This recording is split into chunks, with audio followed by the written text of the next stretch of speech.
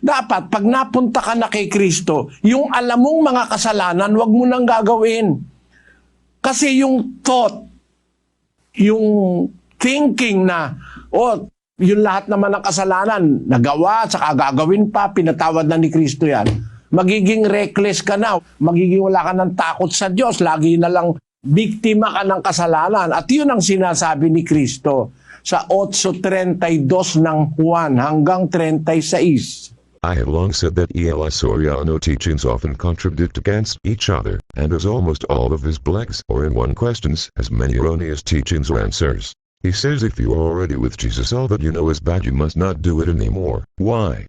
Is it as or the other? Rejecting of the existing Church of Christ is not bad, for as Jesus said what God had opened nothing can shut, so there is indeed existing church and existing ministry and existing leaders and existing doctrine, so why they rejected these? Then he says of always believing that all sins that have done and as all sins that will be done was already forgiven by Jesus, as referring to the dying in the cross of Jesus, that will lead you to sins, but he assailed the Catholics of repenting by punishing themselves, which is indeed Jesus' teaching, as the Eli Soriano said, no need to do that since Jesus already saved us by his dying in the cross. Then he uses John 8 verse 32 to justify his teaching, but this John 8 verse 32 is about and you will know the truth, Jesus will set you free, is also the same of Jesus died on the cross to save mankind, that if you keep on believing that Jesus set you free.